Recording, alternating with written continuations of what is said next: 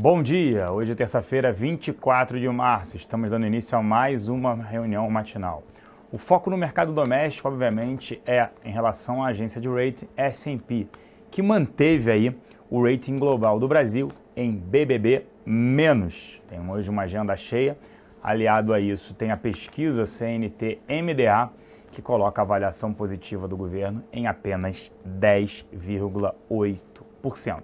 Sobre o S&P, eles falaram que a manutenção da nota, dentro do grau de investimento, a gente já esperava isso, a gente vem falando isso desde a semana passada, que a gente não acreditava em alteração, e segundo eles reflete a expectativa de que o ajuste fiscal em curso terá o apoio da presidente Dilma e do Congresso Nacional, apesar do cenário político e econômico desafiador. Em relação à avaliação do governo Dilma, insatisfeitos com o governo, que desaprovam o governo, quase 65%. Lembrando que na época do Collor, que teve impeachment, chegou a 68%. Então a gente sempre destaca aqui, a gente não acredita no impeachment, mas são 3 pilares para ocorrer o impeachment. Impopularidade, já existe muito próximo ao Collor. Segundo, o que seria a improbidade administrativa. Ela não possui esse pilar, que é um caixa 2 de campanha, um conselho da Petrobras ter aprovado uma compra, fraude. Então, por enquanto, esse ela ainda não possui. E o outro que existe, que é o Congresso não apoiando o governo. Então, quanto mais ela fica enfraquecida, é óbvio, mais aí o Congresso se distancia. A gente até acredita que venha um candidato nas próximas eleições à presidência, um candidato via PMDB, e tende a ser as eleições mais acirradas aí nos últimos tempos, mais do que foi até a última eleição. Hoje tem algumas votações, tem congresso, a agenda é cheia, como eu falei, às 10h30, a chefe de análise do S&P falará não só pelo rating do Brasil, como também sobre Petrobras, então vale a pena ficar de olho às 10h30, e tem várias informações aí. Às 2h30 a Receita divulga o relatório mensal da dívida pública federal de fevereiro e também a nota do setor externo às 10h30 por aqui.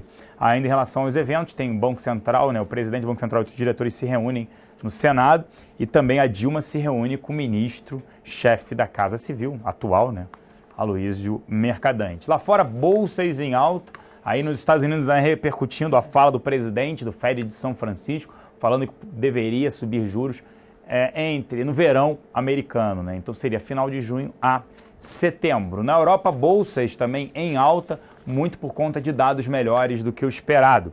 O PMI da zona do euro apresentou uma alta acima das expectativas, ele veio em 54,1, leitura preliminar, e a expectativa era de 53,6.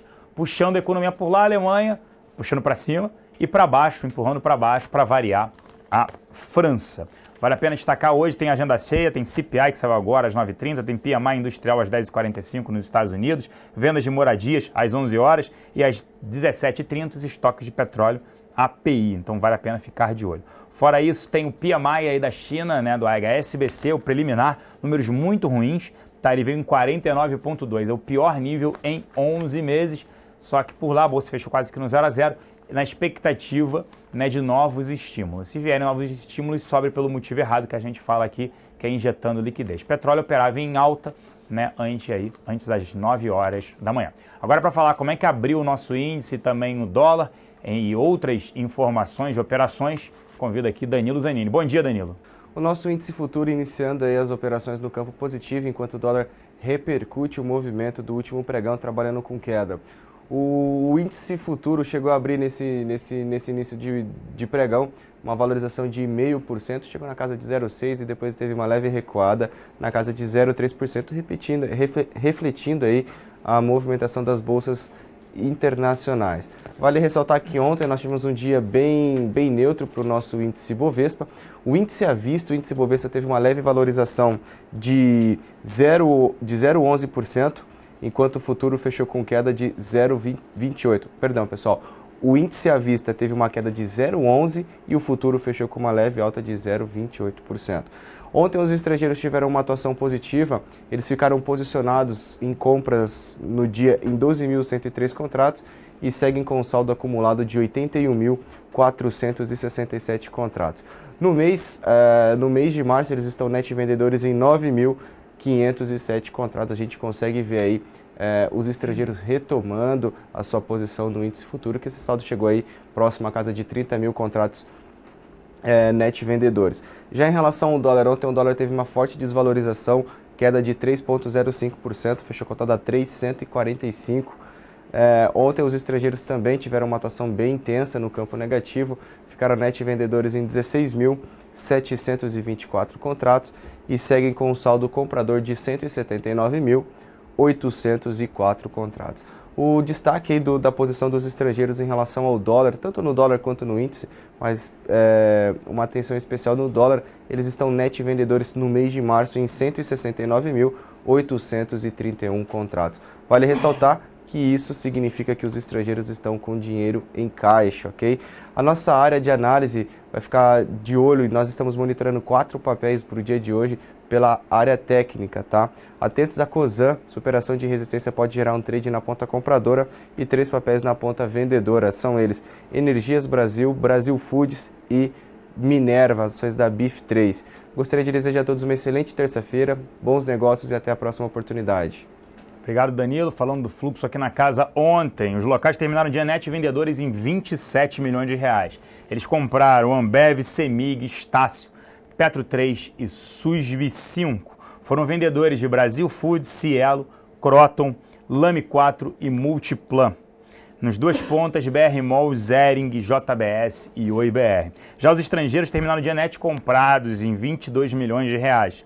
Eles compraram Bradesco, Brasil Foods, BVMF, Cielo e Itaú. Foram vendedores de Duratex, Embraer, Goal, Itaúsa e Ultrapar. Nas duas pontas, Ambev, Gol e OIBR. Agora, para falar de commodities, eu convido aqui Caio Toledo. Bom dia, Caio.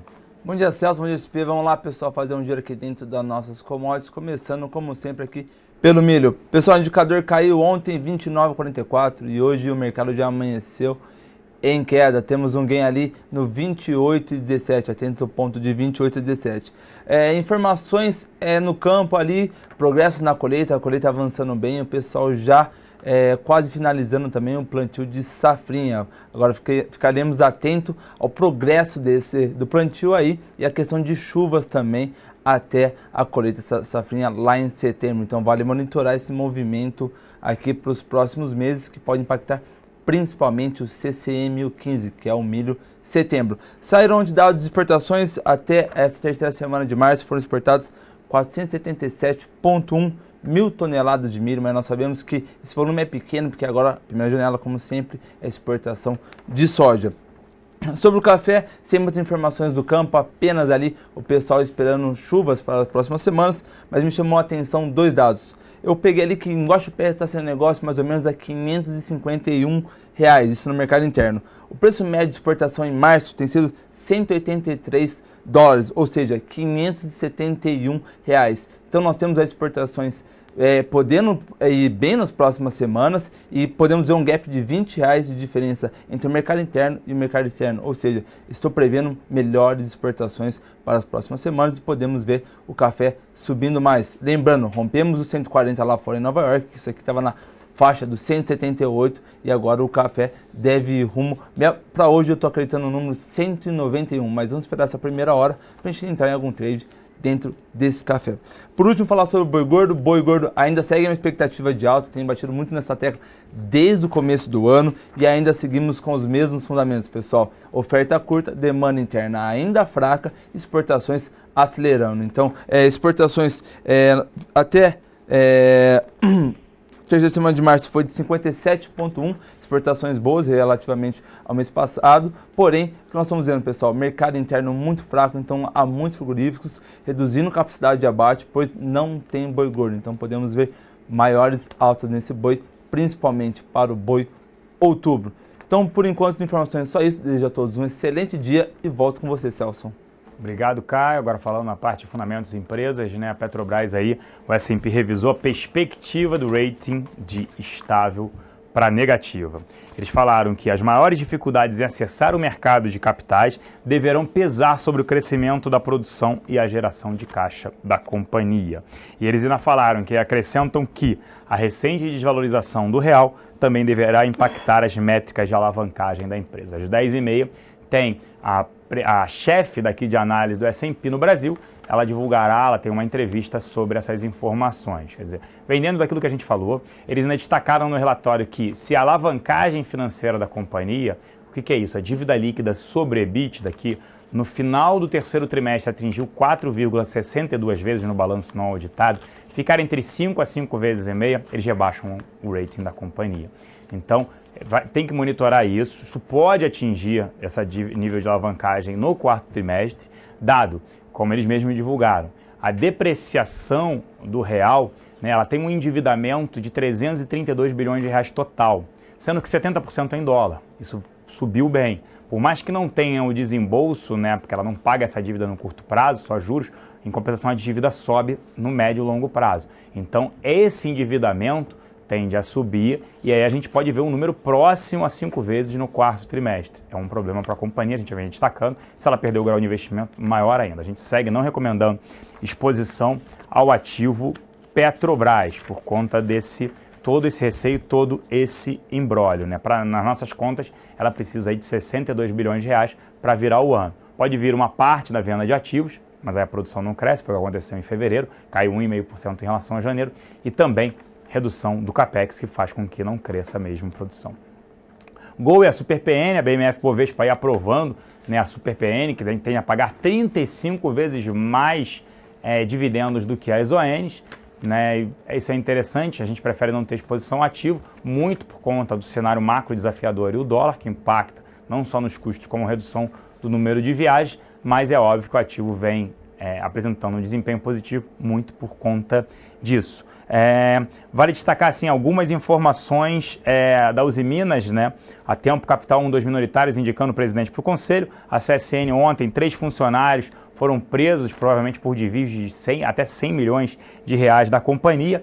A Copel querendo elevar a produção de energia em Araucária, que é a termoelétrica que ela possui a gás, né? Comércio popular, varejo, tende a sofrer bem aí nas vendas do ano. Isso aí são informações de uma empresa especializada no varejo, né?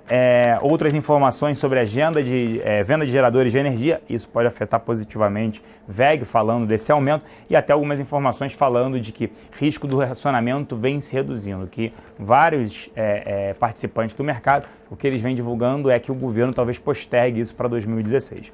Na nossa opinião, racionalmente, deveria ter um anúncio de racionamento, porque você está vindo com todas as medidas negativas. Então é mais fácil, até politicamente falando, vir agora do que você jogar para frente. O que o governo está trabalhando é que com a alta das tarifas de energia, que subiram bem, em alguns casos até 100%, principalmente dia 2 de março, quando teve a revisão tarifária aí para diversas distribuidoras de energia, eles acreditam que o consumo caia, tanto no residencial quanto também na indústria. Se olhar o IPCA 15, a maior contribuição foi a energia elétrica, que subiu 10 e 20, isso porque pegou só 15 dias de aumento de energia. Então, o governo vem trabalhando acreditando que as chuvas ajudaram e também que o aumento da tarifa de energia também tende, os consumidores tendem a consumir menos. Mas isso é um risco grande, né, para tentar passar pelo período seco. E aí os reservatórios em baixa. Então, a gente ainda acredita que racionalmente deveria ser anunciado oficialmente um racionamento. Mas parece que não é isso que o governo quer decretar. Sobre aluguel, né, na nossa mesa de BTC, vale o destaque aí, grande demanda permanece por Vale 3, Estácio, Usim 3, Usim 5, CSN, Natura, PDG, BRPR, Cirela, Hipermarcas, OIBR4, Loja Renner e Marfrig. Vale o destaque que BRPR ontem teve um recall, pode ter squeeze e ontem já teve squeeze em PDG. Cirela aí agora no maior nível, quase 18% da posição short sobre o free float. Lembrando que hoje nós temos o UFC a partir de 11h35 e às 2h30 a batalha do século. Eu e Fernando Góes da Clear falaremos sobre análise técnica e fundamentalista. Um grande abraço, um grande início de dia a todos e nos vemos lá. Até lá.